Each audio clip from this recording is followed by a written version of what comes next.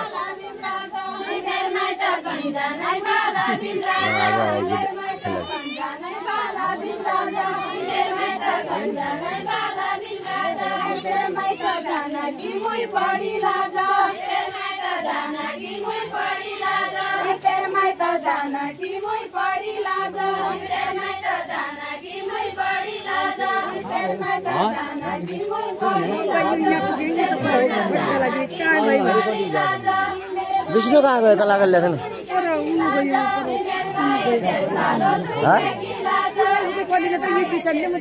कहाँ गयो